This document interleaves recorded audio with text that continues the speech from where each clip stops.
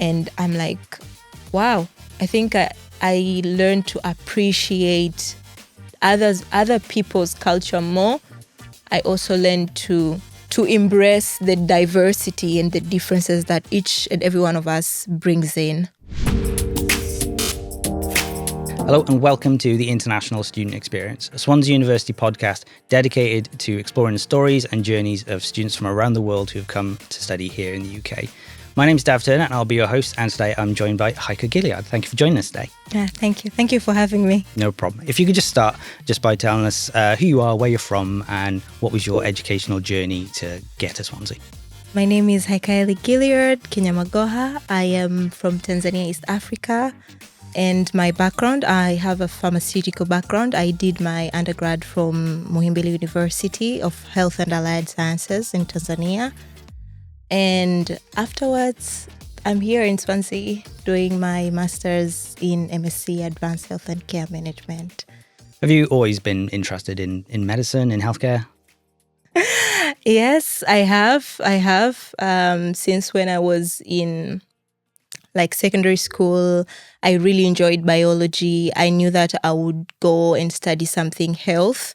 I just didn't know what. And by then, I was not very much interested in medicine. But my mom and dad knew about the pharmaceutical careers, and they were like, pharmacy could be a good career. And initially, that's not what I wanted to study. I had wanted to study nature and animals and conservation stuffs, but I ended up studying pharmacy. And I fell in love with it as I was studying it. I got to understand how diverse the profession is, the different places that I can go and work. It really inspired me to think and to think outside of the picture, because as a pharmacist, you can work in a hospital setting, you can work in an industry, you can work in quality assurance, you can work in research. So for me, that really kind of gave me that room to imagine where can I be, where can I fit in? And I just loved it.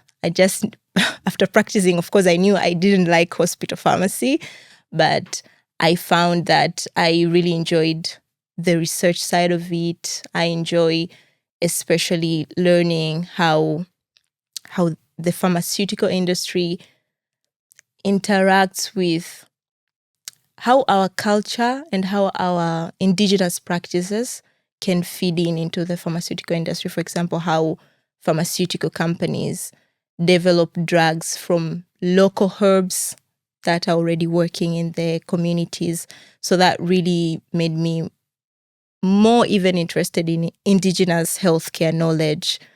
And that has been a big part of where I think I would like to work more into, especially indigenous healthcare knowledge and how we can best benefit from it.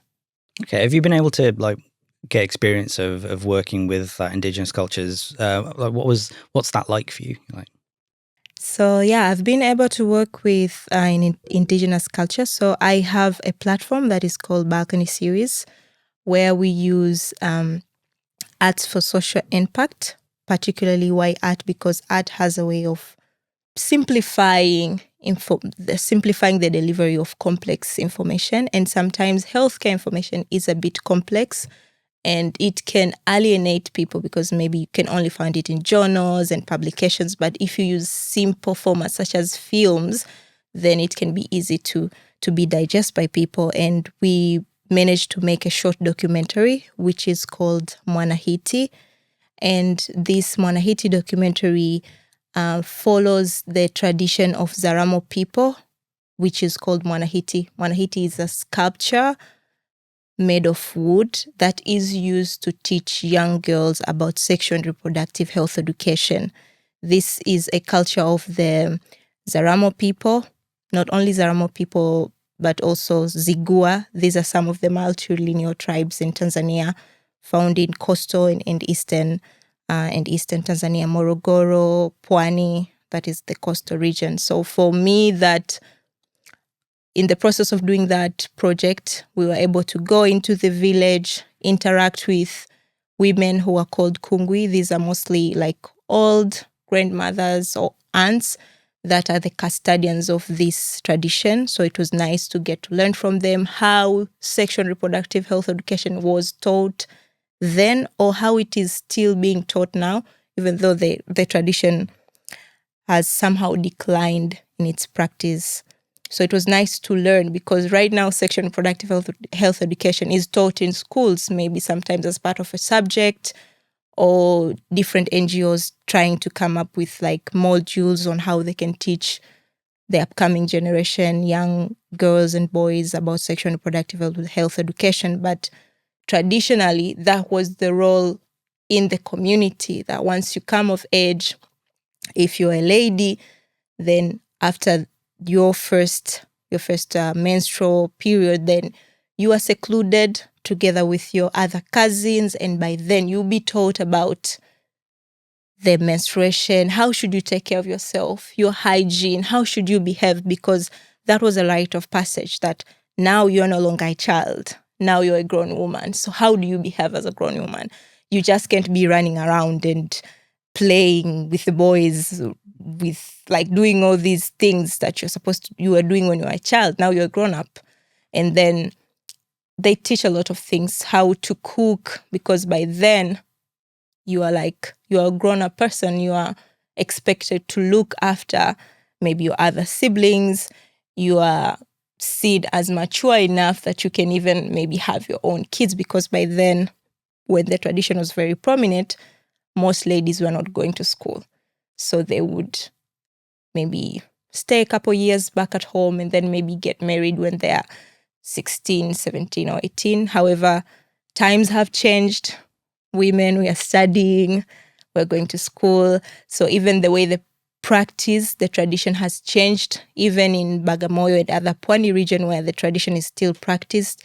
And because of how the government has emphasized the importance of young ladies going to school, so the tradition itself has also have to change to accommodate.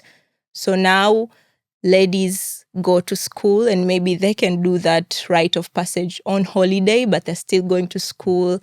So it also gives them both of the gives them the benefit of the both worlds.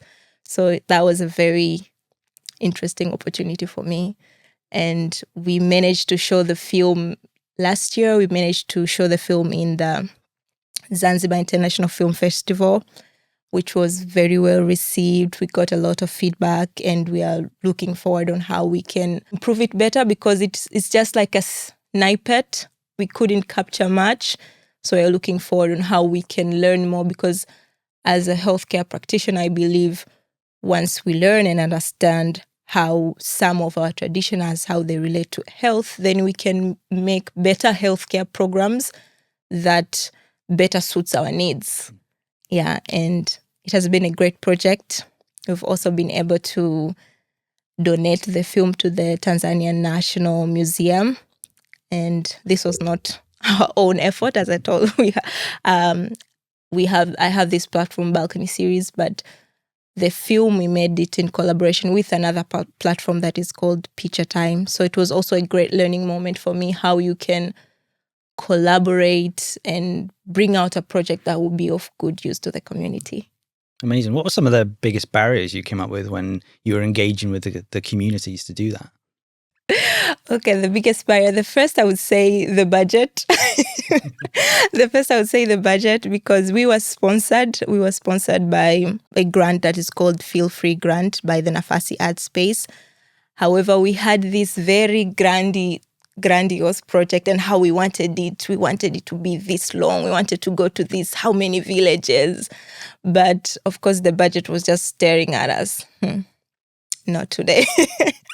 So we had to adjust the project to kind of like do a simpler version of what we wanted to do. So I think in the long run, I would like to revisit the project and do it in a bigger scale, because we only looked at one tribe, that is the Zaramo. However, this Mwanahiti tradition, is not only practiced by the Zaramo, it's also practiced by the Zigua, the Kwere. So there are a couple of other tribes who practice this same tradition. However, it varies across the different tribes. So I think I would like to kind of like go more into depth. Another challenge was something we didn't think of before.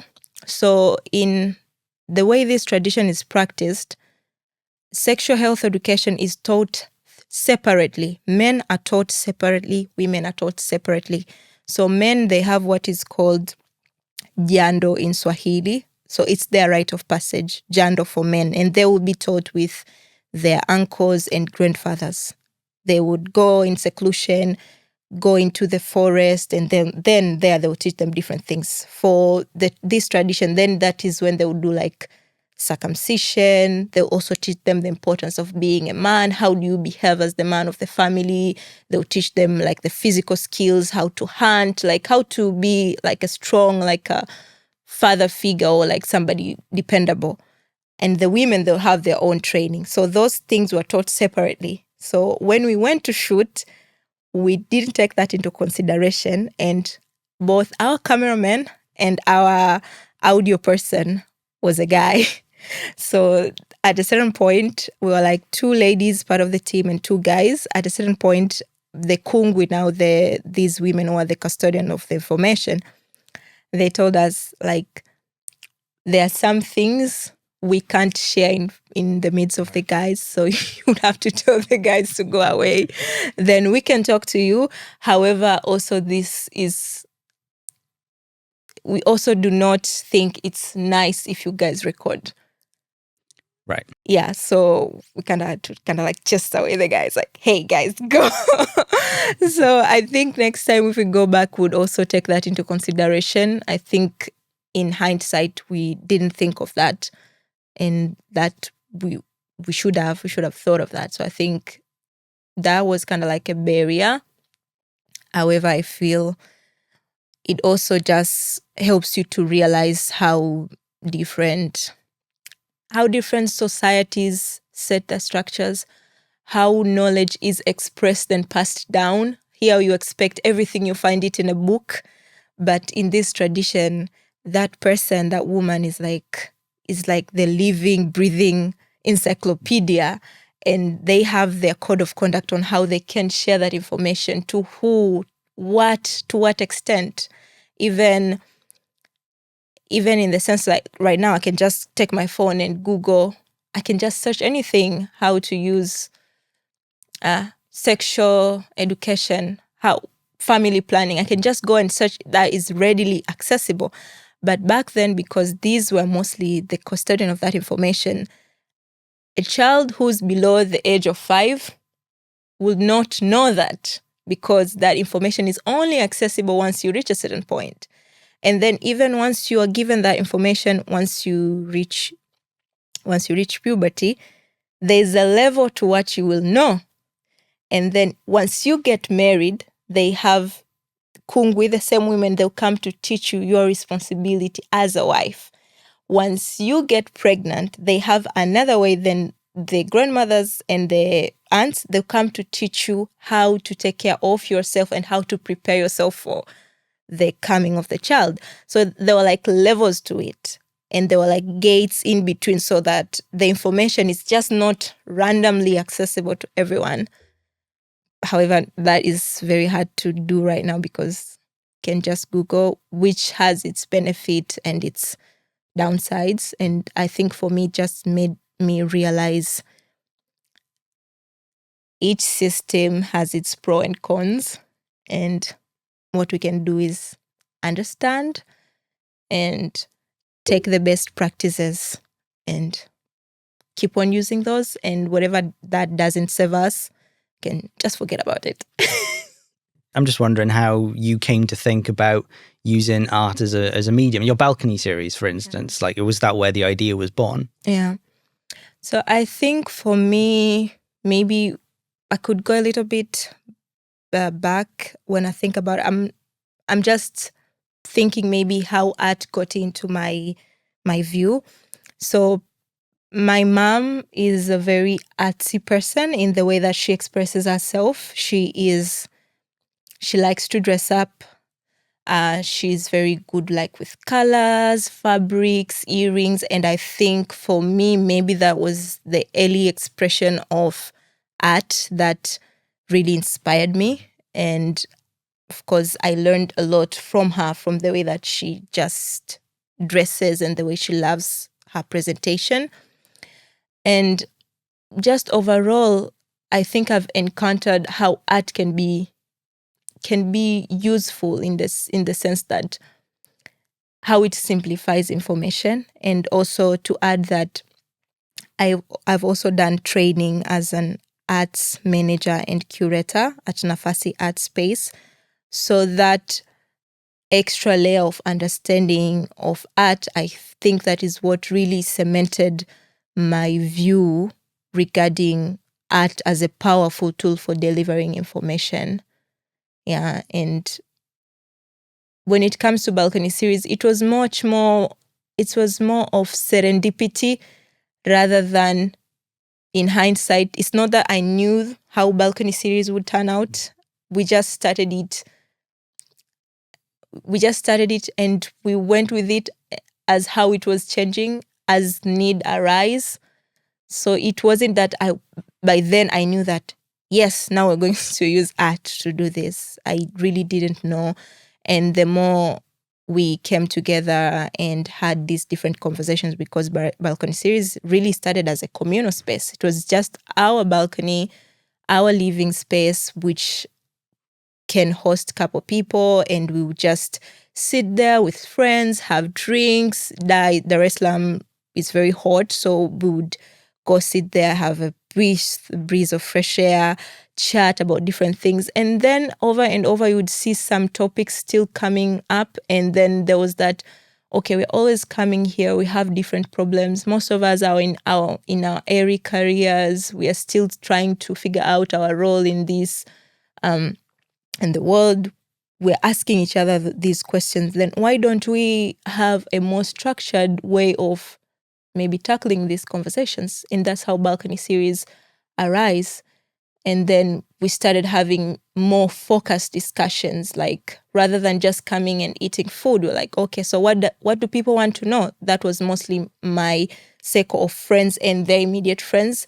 They're like, okay, maybe majority of us are trying to start our own businesses. It could be nice to talk to people who have already started their own businesses. We can hear from them what do they say. So we would host some few successful business people. We did a business shower, and then people would talk about their journey. So this is how I started, this is how I'm here, have that exchange. And then next time people will be like, I think, I've just heard about the HPV vaccine. I've actually never heard about that vaccine. Maybe I think I would like to know more about that. And then we would have a topic around that. So because my background as a pharmacist, topics kept on circulating around health, business entrepreneurship, and art came mostly after my training. It kind of like cemented those to be the three core areas. So it was more of like serendipity and like just going on with the flow and seeing how things add up. Is the balcony series still going? Yeah, it is still going. We still do a bit of project from back home. However, things have slowed down a bit because I'm here. Part of my team is in Tanzania, and we still do some projects from there. And yeah, we're hoping once I'm done with this, then we can keep on with our normal pace. Do you think that having that space to create that space for the community of like-minded people to share ideas is a really valuable tool? Mm-hmm. Have you been able to bring that over here? Have you been able to create a balcony series over here? I haven't been able to create a balcony series because I feel like creating a community is not an easy thing. So I think, especially when I came here, my thinking wasn't more about creating a new community, was more thinking about what other communities that are here that I would like to be part of. I think that is more the outlook that I took, because in real sense, I don't really have much time to do as much as I would like to do. I'm a part of a couple communities. So one that I really enjoy is the Swansea enterprise community and the different events they do around entrepreneurship. So for me, it helps me to understand what other people are trying to do, the projects they're doing. I was able to pitch in the match pitch and got myself a space for the summer boot camp. So that's one of the community I really enjoy. And I think, to circle back to what you asked, I think there is a very high need for communities, because communities really do help you. They're like some sort of like a mirror, because sometimes you're there and you have all these ideas, you have all these aspirations, and sometimes you just need to see that it can be done. You need to see the example. Sometimes you just need somebody to walk with you through that process. And I think that is one thing that a community really offers. Okay, hey, you want to start a business. I have already done it. And then maybe I'm also a student and you've been thinking, me as a student, how can I do that? I'm also a student. So that sense that I'm more or less in the same space as you are and I've been able to do this, then maybe I can even show you how I've been able to do it. And another thing, also for social purposes, we are social beings. And I think community is very important. You get to learn, especially here, I really enjoy because of the multicultural experience. There are a lot of things I'm learning when I go into these different meetups. And I'm like, wow, I think I learned to appreciate other people's culture more. I also learned to embrace the diversity and the differences that each and every one of us brings in. How different are the communities back home to here? Is the multiculturalism the biggest difference, would you say? I think here, back home, it depends. You can get the multicultural experience, but not everywhere. So, for example, for me, the multicultural experience, I get it from my church, because my church is like an international church and I'm part of the medical team. So we have a voluntary medical team. So I can get that experience there. However, I feel like here that is very predominant compared to back home, because like all these students coming from all different parts of the world, you get to meet and you get to interact with them. I think that's very different. So I think the multicultural experience brings a different layer of, is it an understanding or a different layer of, is it qualities? I can't seem to find the right word, but it just adds up a different layer that you do not normally have if you have people who are coming from the same community, because everybody is bringing perspective from their culture, from their different way of thinking. So I think that really opens up, that really helps you to open up, and especially in like people solve problems differently, because even the perception of the problem is different.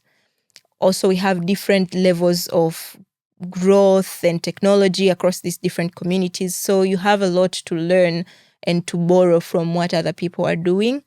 And also you're sharing different cultures. So for example, here people are I feel more independent and very individualized. But back home, we are very communal. So for example, here, I just can't pop up and be like, hey, Daph, I'm outside your room. I'm outside your house. I can't do that. I can't do that. But back home, we're very communal. I could just be like, hey, I was walking across your street and I'm outside your door. Are you in? Yay, come in. Like you could just do that. So there are differences, but it's not an either or. It's just different flavors. Would you say that's one of the biggest differences that you notice coming from Tanzania to the UK? Yeah, that's that. And people here don't talk much. They would talk, but at least greet them first.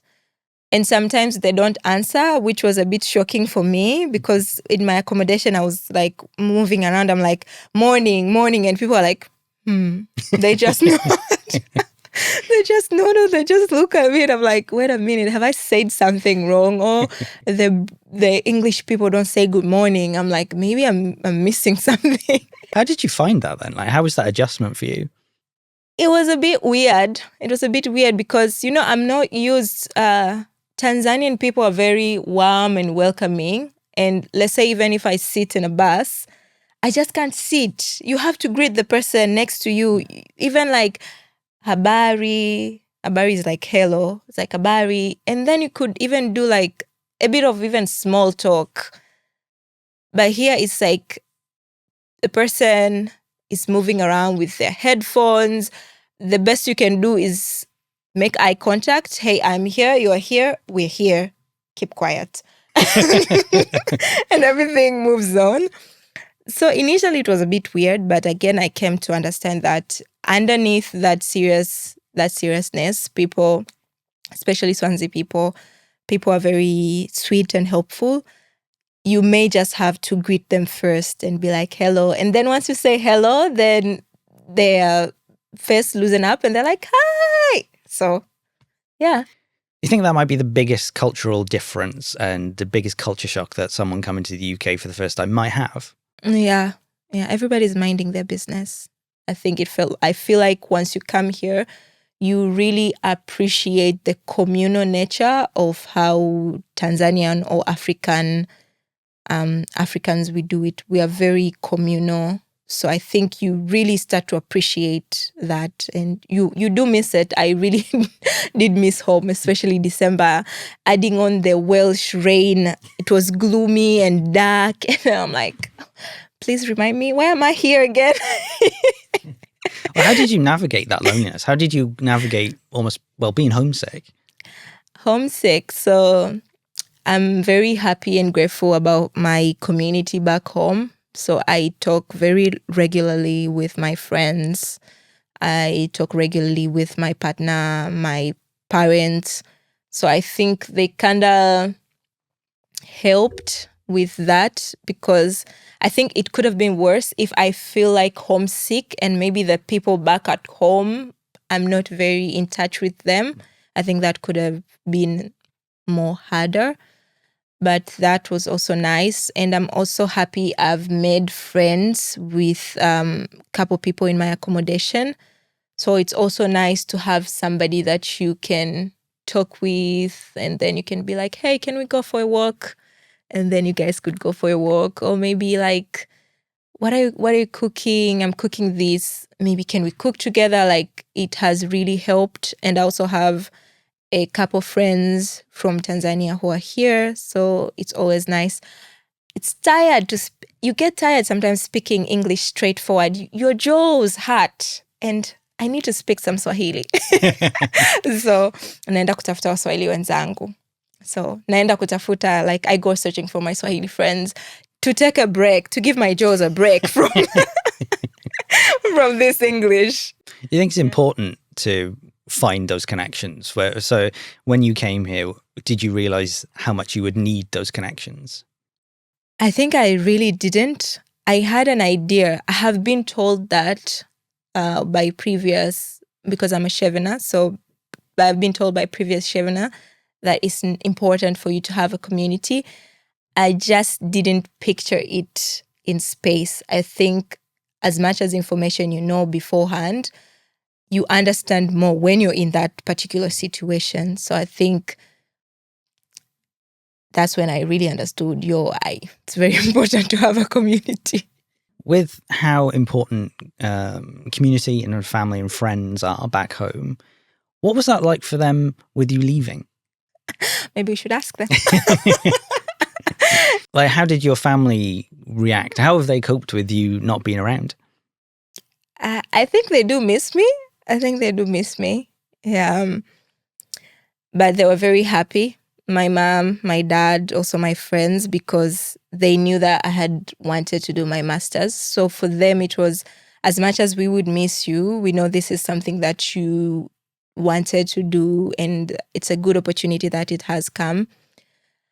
But they were sad, and I was happy that they came to escort me to the airport. So I had like a team of like 5 or so people escorting me, which was a good moment. Some tears were shed. But for me, it was a moment that I really appreciate, that I have that community, that I have people that are rooting for me. And I knew I would miss them. But the fact that they are supporting me in this decision, it was just making me have that mark in my head, yeah, you have people who trust that you can do this. You have people who are supporting you. So once you go there and study, you're studying like you've been sent by a village. So my village has sent me to study. So that way. So yeah, I really do miss them. I really do miss them.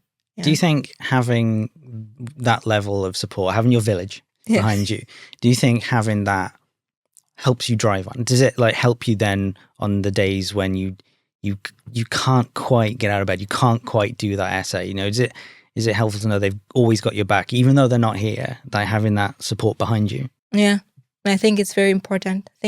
Whenever you feel like you're losing hope, I think you can even just maybe call them and tell them I'm having a problem here, or maybe this has been a challenge, and you know that they can give you a word of encouragement. And also sometimes just knowing that you have that support, it makes you push a little bit further, and it makes you want to honor their support, because if you're trusting me to do better, then I will do even better than what you're expecting, because you already trust me. So, yeah. So it wouldn't be too much pressure on you then? There wouldn't be a negative side to that then? Is it just the positives you're taking from it? It's them pushing you to do well? Yeah, however, pressure is what makes diamonds.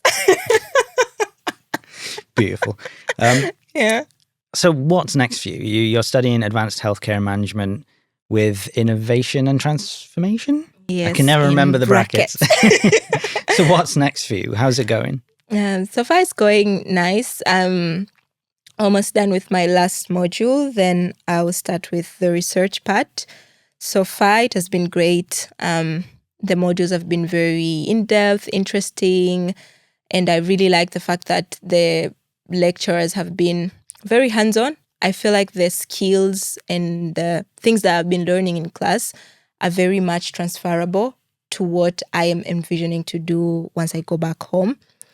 And also the fact that I've got also to hear from experts here in UK, learn how the NHS work, learn from different private companies, have all these different guest speakers.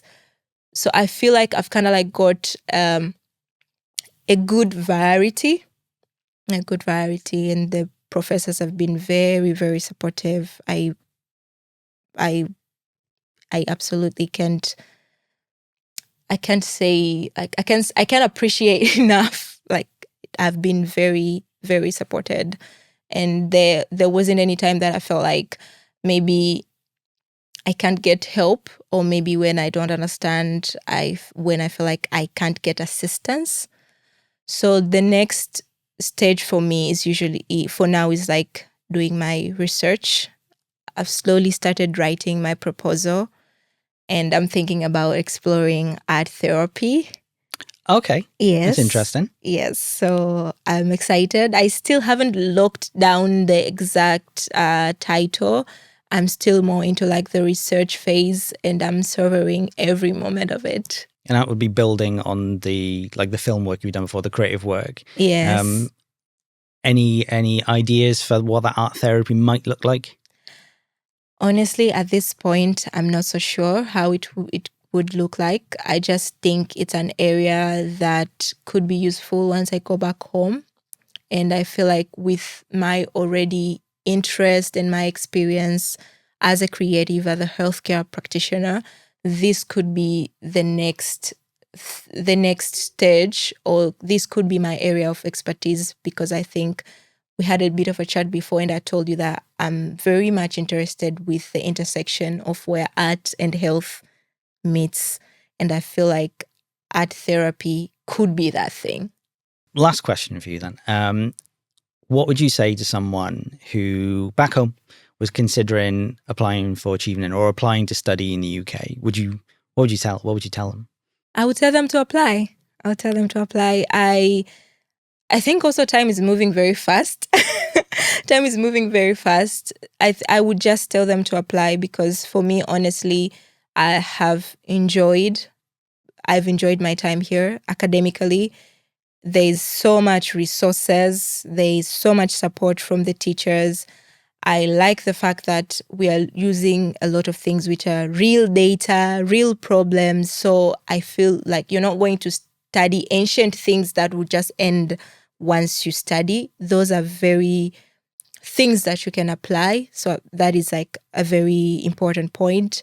I think it's also a very good place in terms of for international students. You have a lot of other international students. You have a bit of Kenyans, Nigerians, a lot of other East Africans. So you have support. There's a lot of other students. There's also for Swansea University, there's a lot of communities. You really can't say you haven't found a community. There's communities everywhere. If you're a bookworm, a sci-fi fan, an Archer fan, like, you can definitely find your community, which I think is also very important. And for me, something that really stands out, especially in terms of Swansea, I think it's a good place, not so busy. It gives you room to study away from the hustle and bustle of the city. I'm not so sure if people from London could say the same thing, but I think a place like Swansea could be a very good place for you to kind of like just come and study and zone in. Also, the place itself is beautiful. I've been able to like go around to the beach, especially now the weather allows. Rossili Beach, Mambos. It's gorgeous. You have a lot of options to find also activities that can help you decompress. So yeah, I would definitely tell them, go ahead, do it. It could be something that you would really enjoy. Brilliant. Thank you, Haika. Thank you for your time today. And thank you for listening. If you've enjoyed this episode of the International Student Experience, please visit swansea.ac.uk/international for the rest of our episodes and to find out more information about studying in the UK.